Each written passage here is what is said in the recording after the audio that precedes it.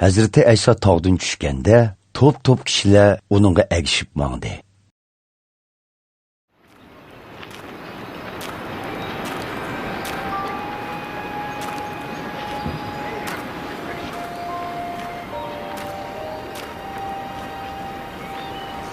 Mahav kesli giriftar bo'lgan bir kishi Hazreti Aysoning oldiga kelib, tizilib, "Taqsir.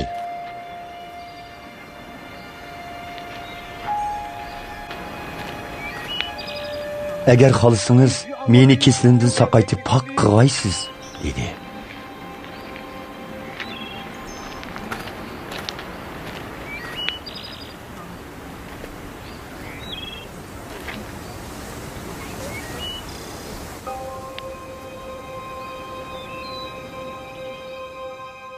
Hazreti Aysa onunğa qo'lini takkizib turib, "Xohlayman, pok bo'g'in", dedi.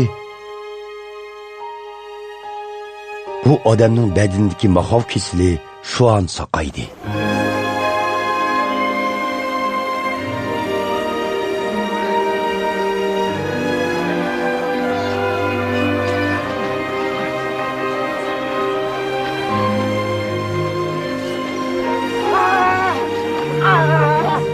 Hazreti Aysa onunğa, "Hozir bu ishni hech kimga qilma, lekin Uddul markaziy ibodatxonaga berib, ruhoniyga o'zining saqayganligini ko'rsat.